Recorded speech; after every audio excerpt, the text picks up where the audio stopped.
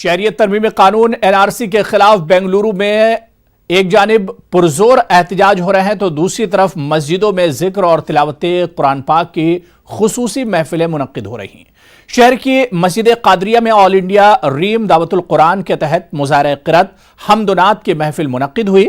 Bengaluru city Jama Masjid کے خطیب و امام مولانا مقصود عمران رشادی نے تقریب کی صدارت کی۔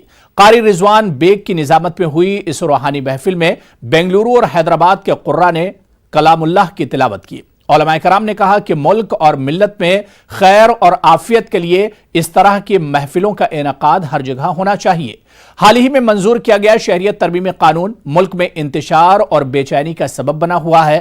پرامن احتجاجوں کے ساتھ دعاؤں کا بھی اہتمام ضروری ہے۔ اس موقع پر قرآن مجید کی تلاوت کے بعد ذکر و اذکار اور دعائیہ نشست بھی منعقد ہوئی ہے۔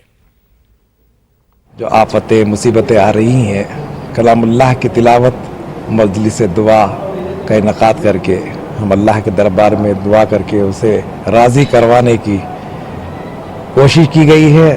رب العزت انشاءاللہ ہماری دعاؤں کو قبول کر کے جو ہندوستان کے اندر کالا قانون بنایا گیا ہے اس کالے قانون کا خاتمہ جب تک نہیں ہوگا اس وقت تک یہ احتجاجات وغیرہ جاری رہیں گے انشاءاللہ۔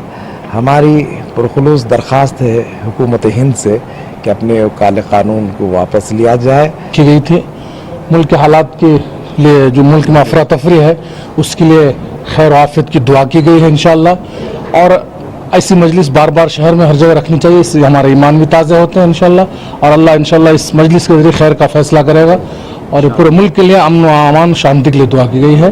یہ مجلس اور اس قرآن کی تعلیم سے ہمارا مقصد یہی تھا کہ ملک میں ہمارے امن و امان ہو، اللہ خیر کے فیصلے کرے، اس لیے ہم نے یہ مجلس قائم کی۔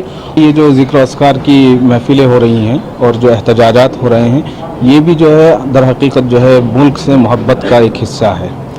میں اس مجلس میں بھی شریک ہوں اور میں آپ کو بتاؤں کہ میں بنگلور سے جو ہے شاہین باغ گیا تھا اور آج ہی واپس آیا ہوں، تو وہاں بھی ہم دیکھ رہے ہیں کہ لوگ جو ہے ذکر و اذکار میں لگے ہوئے ہیں، کچھ لوگ احتجاج میں ہیں تو کچھ تسبیح پڑھنے میں ہیں، ہماری مائیں بہنیں کچھ تلاوت میں بھی لگے ہیں، اور بنگلور میں جو مساجد میں ذکر و اذکار کا جو سلسلہ چل رہا ہے یہ واقعی قابل مبارکباد ہے اور اللہ تعالیٰ سے رجوع ہونے کا بہت آسان ذریعہ ہے، اور اللہ سے جو ہے سب لوگ لگا رہے ہیں۔ تو اسے کہ سودی کاروبار سے اپنے آپ کو بچائیں، پھر رشوت سے بچائیں، اور 313 مرتبہ لا الہ الا انت سبحانک انی کنت من الظالمین کا ورد رکھیں۔ ویسے الحمدللہ ہمارے اداروں میں بھی سورہ نوح 1001 مرتبہ پڑھنے کا معمول چل رہا ہے، اس کے بعد دعائیں قبول ہوتی ہیں۔